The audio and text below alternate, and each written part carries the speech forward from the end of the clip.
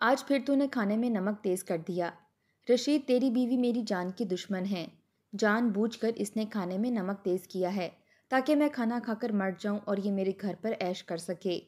دسترخوان پر بیٹھے رشید نے اپنی بیوی کو کھا جانے والے انداز سے دیکھا تھا۔ اس کی بیوی سہم سی گئی تھی، فوراً نفی میں سر ہلانے لگی، کہنے لگی میں نے اتنا ہی نمک ڈالا ہے جتنا روز ڈالتی ہوں۔ اچھا تو کیا میں جھوٹ بول رہی ہوں؟ دیکھ لے رشید، تیری بیوی مجھے جھوٹا کہہ رہی ہے۔ یہ سننا تھا رشید نے بیوی کو کھانا بھی نہیں کھانے دیا، اس کی چٹیا سے پکڑ کر اسے کمرے میں لے گیا۔ اس کی بیوی کی چیخیں سن کر باہر بیٹھی رشید کی ماں کے کلیجے میں ٹھنڈک اتری تھی۔ بڑی آئی میرے گھر پر قبضہ کرنے کا سوچنے والی۔ ارے جب تک میں زندہ ہوں مجال ہے رشید میرے خلاف بھی چلے۔ رشید کی بیوی زلیخا اس سے 10 سال چھوٹی تھی۔ باپ تھا نہیں، بس ایک بوڑھی ماں اور بھائی بھابھی کے ساتھ رہتی تھی۔ بھائی بھی غریب تھا، جو ہو سکا اس نے جہیز میں دے کر بہن کو رخصت کیا تھا۔ لیکن جیسے ہی زلیخا نے سسرال میں قدم رکھا، ساس کے تانے شروع ہو گئے تھے۔ زلیخا کی نند اسے کمرے میں لے گئی، لیکن اماں نے رشید کو پوری رات بیوی کے پاس نہیں جانے دیا۔ ارے بھائی، ایسی بھی کیا کنجوسی کے سسرال والوں کو ایک جوڑا بھی نہ دیا۔ میری تو برادری میں ناک ہی کٹ گئی۔ اماں کو جہیز میں چند ضرورت کا سامان دیکھ کر کلک ہوا تھا۔ ہاں اماں، میرا شوہر بھی کہہ رہا تھا کہ چکن آلو کی بریانی کون براتیوں کے سامنے رکھتا ہے۔ وسیم نے تو ڈھنگ سے کھانا تک نہیں کھایا۔ رشید کی بہن ہاجرہ نے بھی اسی انداز میں کہا۔ ارے رہنے بھی دے ہاجرہ، وہ بھی کوئی کھانا تھا؟ ذرا بھی ذائقہ نہ تھا۔ ارے کھانا تو ہم نے تمہاری بارات پر دیا، لوگ انگلیاں چاٹتے رہ گئے تھے۔ اندر بیٹھی زلیخا کے کانوں میں جب یہ باتیں پڑیں تو سہم کر رہ گئی۔ جانتی تھی اس کی شادی کے لیے بھائی نے کیسے لوگوں کی منت سماجت کر کے ادھار لیا تھا۔ محلے کے سب سے اچھے پکوان سے کھانا پکایا تھا۔ اس کے سسرالیوں کی آؤ بھگت میں کوئی کمی نہیں کی تھی۔ بڑی عزت سے بہن کو رخصت کیا تھا اور اب پورے 1 سال تک بیچارہ محنت مزدوری کر کے ادھار چکائے گا۔ نہ جانے سسرال والوں کو یہ نظر کیوں نہیں آتا کہ لڑکی کے گھر والے کیسے خود کو گروی رکھوا کر اپنی بچی کو بیاتے ہیں۔ وہ اندر بیٹھی زندگی کے خواب ہی بنتی رہ گئی تھی، لیکن ساس نے رشید کو کمرے میں جانے نہیں دیا۔ بیچاری زلیخا انتظار کرتے کرتے ہی سو گئی تھی۔ صبح جب آنکھ کھلی تب بھی کمرہ خالی تھا۔ اس نے اٹھ کر کپڑے تبدیل کیے۔ بڑا عجیب سا رویہ تھا سسرال کا۔ وہ جھجکتے ہوئے کمرے سے باہر نکلی تھی جب سامنے ہی ساس بیٹھی تھی۔ اس نے ان کے سامنے جا کر ادب سے سلام کیا، لیکن وہ غصے سے رخ بدل گئیں۔ ہاجرہ بھی وہیں موجود تھی، بس رشید کہیں نظر نہیں آ رہا تھا۔ ساس نے بنا سلام کا جواب دیے سامنے کچن کی طرف اشارہ کیا اور کہا کہ وہ رہا کچن، جا کر ناشتہ بناؤ۔ میری تو قسمت ہی پھوٹ گئی، پوری برادری میں ناک کٹ کے رہ گئی، ایسی غریب بہو لا کر۔ زلیخا ان کے رویوں سے حیران پریشان کھڑی تھی۔ پہلے دن کی بہو کا کوئی چاؤ ہی نہیں انہوں نے دکھایا تھا۔ وہ خاموشی سے کچن میں چلی گئی۔ ہاجرہ بھی پیچھے آ گئی، اسے ناشتے میں ڈھیر ساری چیزیں بنانے کا کہہ کر باہر چلی گئی۔ یہ تھا زلیخا کا سسرال میں پہلا دن۔ سب کے لیے ناشتہ بنا کر اس نے دسترخوان پر رکھا۔ تب رشید سفید شلوار قمیض پہنے اسے دسترخوان پر ہی نظر آیا تھا، لیکن غصے سے چہرہ سرخ تھا۔ رشید نے اسے یوں گھورا کہ وہ سہم سی گئی، ٹھیک سے ناشتہ بھی نہیں کر پائی۔ مجھے تو لگا تھا رشید کا ناشتہ تمہارے سسرال سے آئے گا، مگر دیکھو تو کیسے کمی کمین نکلے ہیں تمہارے سسرال والے۔ ہاجرہ نے پراٹھا کھاتے ہوئے بھائی کے غصے کو اور بھڑکانے کی کوشش کی تھی۔ میرا بھائی پہلے ہی آپ لوگوں سے کہہ چکا تھا کہ وہ زیادہ جہیز اور فضول سی رسومات پر پیسے نہیں لگا سکتا۔ اگر آپ کو اعتراض تھا تو شادی سے پہلے ہی بتا دیتے۔ زلیخا کا یہ کہنا تھا، رشید دھاڑتے ہوئے اس پر چلایا، میری ماں کے سامنے زبان چلاتی ہے کمینی۔ زلیخا رات سے یہ باتیں سن رہی تھی۔ رشتہ طے ہونے سے پہلے ہی اس کے بھائی نے رشید کی ماں سے ساری باتیں کہہ دی تھیں۔ اس وقت تو انہیں زلیخا پسند تھی، کم عمر معصوم اور بھولی بھالی سی لڑکی تھی۔ پھر ان کی تیز مزاجی کی وجہ سے رشید کا کہیں رشتہ بھی نہیں ہو رہا تھا۔ اس وقت تو وہ چپ رہیں، لیکن رات سے بیٹے کے کان بھر رہی تھیں۔ رشید اپنی جگہ سے اٹھا اور زلیخا کا بازو پکڑ کر گھسیٹتے ہوئے کمرے میں لے گیا۔ 2-4 تھپڑ اس کے منہ پر مارے، پھر مغلیات بکنے لگا، خبردار جو آج کے بعد میری ماں کے سامنے زبان بھی چلائی تو تمہاری چٹیا کھینچ کے اپنے گھر سے باہر نکال دوں گا۔ زلیخا تو اس قسم کے رویے کو دیکھ کر ہی حیران ہوئی تھی۔ اس کا بھائی بے شک غریب تھا، لیکن بھائی بھابھی دونوں ہی اسے پیار سے پالا تھا۔ شادی کی پہلے ہی صبح رشید نے اسے مار مار کر اس کی شکل بگاڑ کر رکھ دی تھی کہ اس کی ماں کے سامنے وہ دوبارہ زبان نہ چلائے۔ زلیخا رونے لگی، ابھی رات کو ہی تو بھائی نے اسے رخصت کیا تھا، اور کیسے کیا تھا وہ یہ بھی جانتی تھی، اس لیے ہر جبر سہ گئی۔ رشید نے کہا چل اب اٹھ اور میری ماں سے معافی مانگ۔ زلیخا کے پاس دوسرا راستہ بھی نہ تھا، اپنے بھائی کو مزید پریشان نہیں کر سکتی تھی، اس لیے اٹھی اور زخمی وجود کے ساتھ اپنے کانپتے ہاتھ جوڑ کر روتے ہوئے ساس سے معافی مانگنے لگی۔ ساس نے گھمنڈ سے اپنے آبرو چڑھائے تھے، پھر رشید کو بلا کر پیار کرنے لگی۔ میرے تو بھاگ ہی کھل گئے ہیں، ایسا فرما بردار بیٹا ملا ہے مجھے۔ رشید پر وہ نہال سی ہو رہی تھیں۔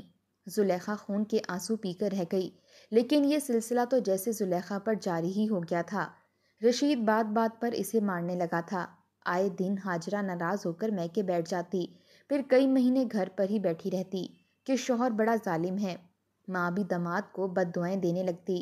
اللہ پوچھے اس وسیم کو، میری ہائے لگے، اللہ کرے اس کی بہن بھی برباد ہو کر میکے بیٹھ جائے۔ رشید کی ماں اپنے دوپٹے کو پھیلائے داماد کو بد دعائیں دے رہی تھی۔ زلیخا کچن میں کھڑی کھانا بنا رہی تھی۔ نہ ہاجرہ کے منہ پر زخم کا کوئی نشان تھا، نہ ہی اسے دیکھ کر یہ لگ رہا تھا کہ اس پر کوئی ظلم ہوا ہے۔ بس دوپٹے سے آنکھیں رگڑ کر آنکھیں سرخ کر لیں تاکہ بھائی کو لگے بہن اپنے گھر سے بڑی دکھی آئی ہے۔ انہی دنوں زلیخا کو خوشخبری بھی تھی۔ ڈاکٹر نے سختی سے آرام کا مشورہ دیا تھا، لیکن آرام اس بیچاری کی قسمت میں کہاں تھا۔ کچن میں کھڑی کھانا بنا رہی تھی اور باہر ساس نند کے ڈرامے بازیوں کو سن رہی تھی۔ ایک چپ تھی جو زلیخا نے اپنے لبوں پر لگا لی تھی، اپنے بھائی اور بوڑھی ماں کو اپنی وجہ سے پریشان نہیں کرنا چاہتی تھی۔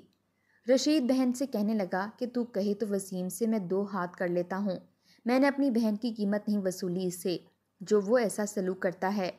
بھائی رشید رہنے دے، تو 4 جملے بول کر گھر بیٹھ جائے گا اور وہ کم ذات مرد مجھ پر ہاتھ اٹھائے گا۔ مرد کی مار سہنا کوئی آسان بات تھوڑی ہے۔ ہاجرہ نے دوپٹے سے آنکھیں رگڑ کر یوں سرخ کیں جیسے رو رہی ہو۔ بغیرت کہیں کا، عورت پر ہاتھ اٹھا کر خود کو مرد سمجھتا ہے، مرد کہلانے کے لائق ہی نہیں ہے یہ شخص۔ رشید نے بے جان آواز سے یہ جملہ بولا تھا۔ اندر کچن میں کھڑی زلیخا کو ہنسی آئی تھی کہ اپنی بہن پر ہاتھ اٹھانے والا مرد کہلانے کے لائق نہیں تھا، اور میرے معاملے میں بیوی پر ہاتھ اٹھانا مرد کی شان سمجھی جاتی تھی۔ اسے یاد آنے لگا کہ چند دن پہلے رشید کے کپڑے دھوتے ہوئے ذرا سا تیل کا نشان رہنے پر اماں نے کیسے بات کا بتنگڑ بنا کر رشید سے اسے مار پڑوائی تھی۔ پھر کہنے لگی مرد کی شان ہے عورت پر ہاتھ اٹھانا، اور آج پتہ نہیں بیٹی سچ بھی کہہ رہی تھی کہ جھوٹی کہانی سنا رہی تھی، لیکن بھائی کی غیرت فوراً جاگ اٹھی تھی۔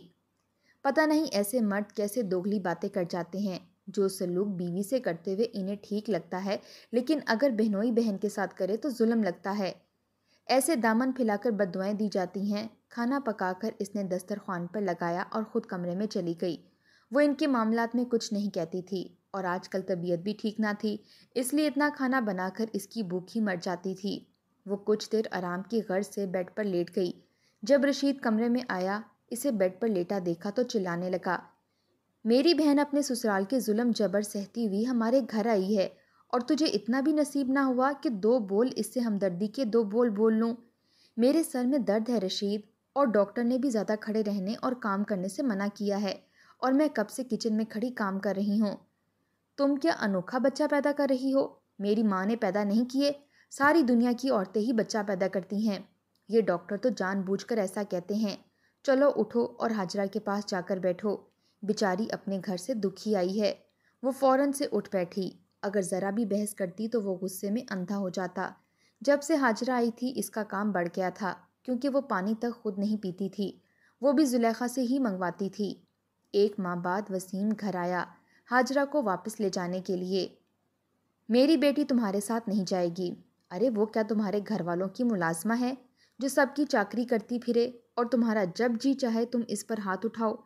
ارے بھائی ابھی ہم زندہ ہیں، مرے نہیں ہیں، ہماری بیٹی کی 2 وقت کی روٹی ہم پر بھاری نہیں ہے۔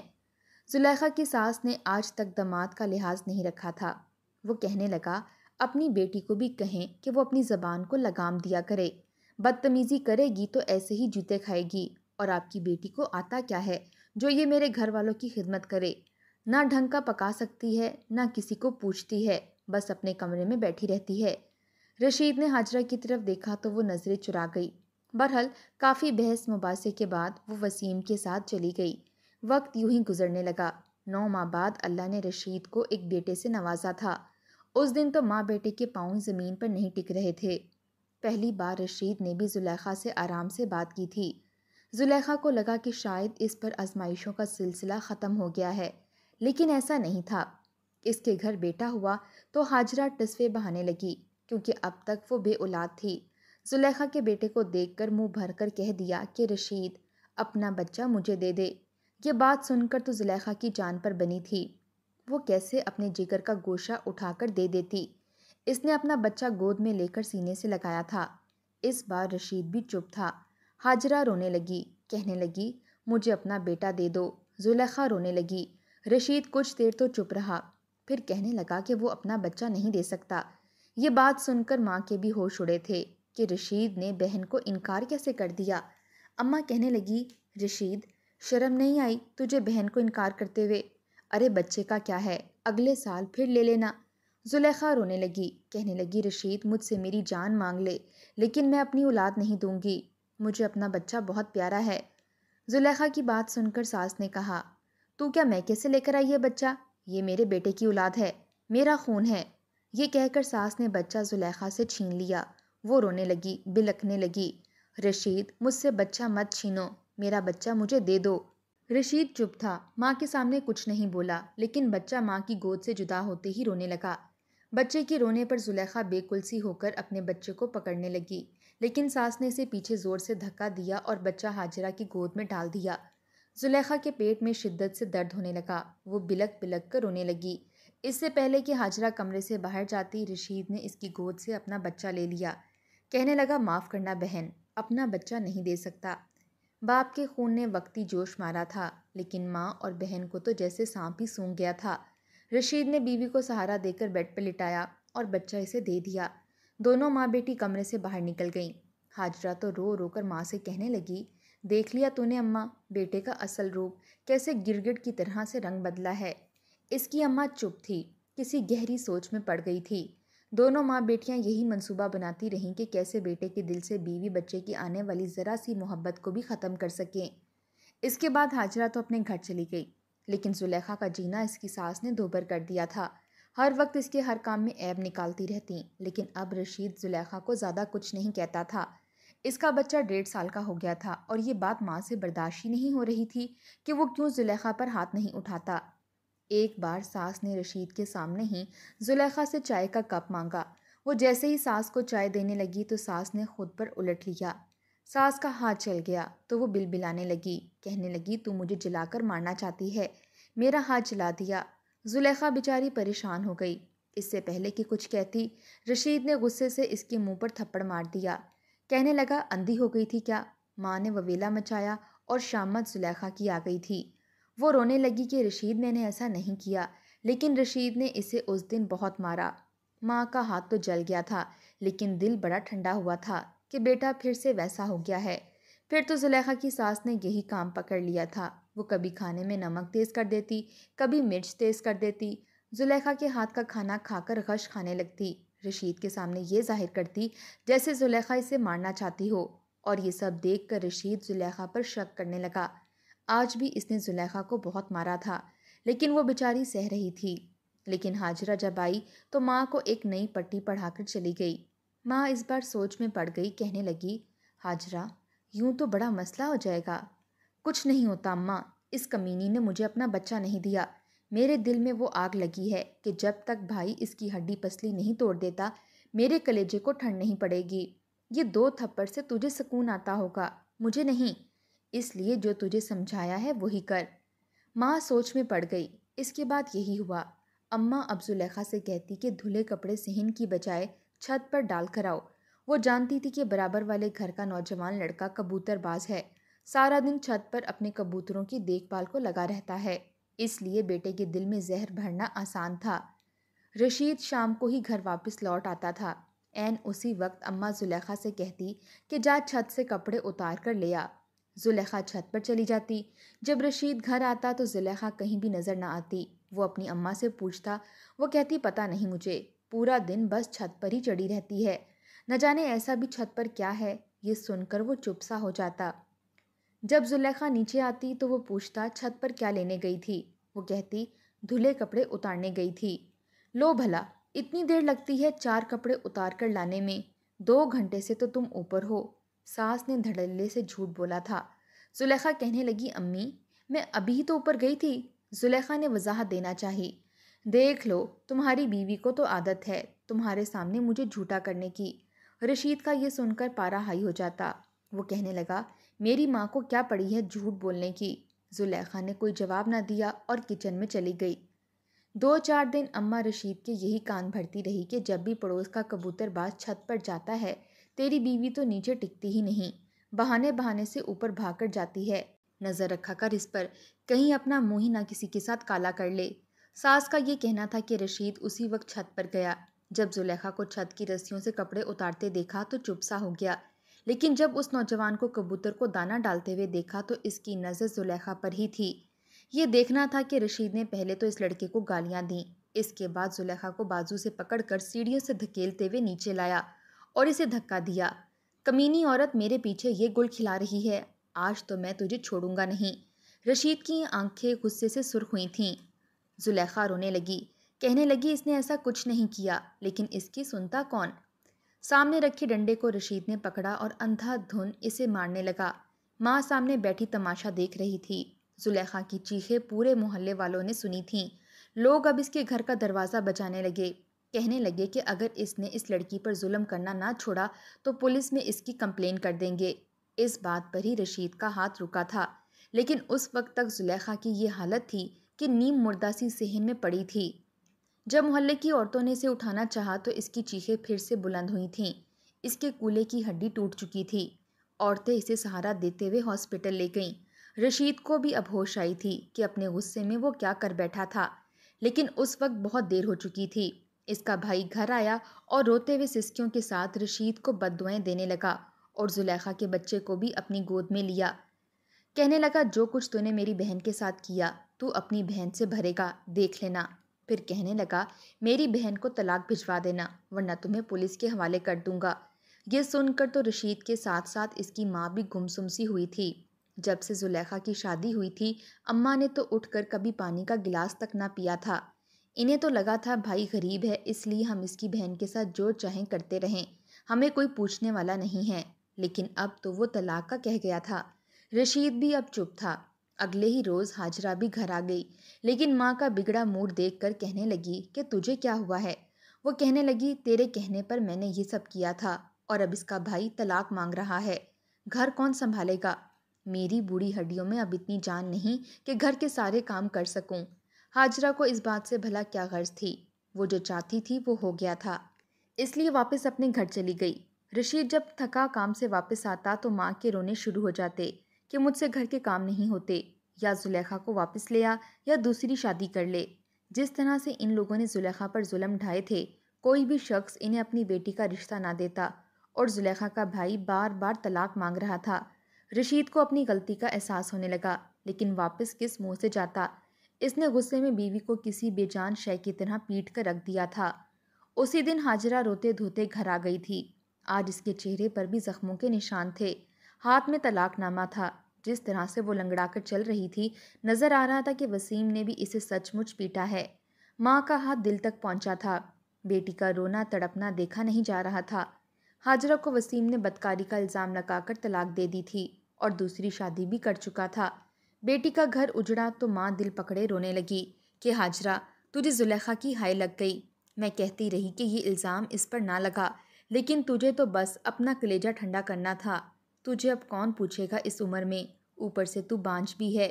یہ سن کر رشید کی آنکھیں کھلی تھیں، سمجھ میں آ گیا تھا نا، بہن کی ملی بھگت نے اس کا گھر اجاڑ دیا ہے۔ ماں اسی وقت دل پکڑے غش کھا کر گر گئی تھی۔ بیٹی کا صدمہ برداشت نہ ہوا تو خالق حقیقی سے جا ملی۔ رشید کو اب احساس ہوا تھا، اس لیے بھاگا دوڑا سسرال پہنچا تھا کہ زلیخا کی منت سماجت کر کے اسے گھر لے آئے، لیکن جب سسرال پہنچا تو ایک میت اور صحن میں پڑی تھی۔ زلیخا مر چکی تھی، اس کا بچہ ماں کا کفن پکڑے زاروں قطار رو رہا تھا۔ گھر برباد ہو چکا تھا، لیکن اب پچھتانے کا کیا فائدہ؟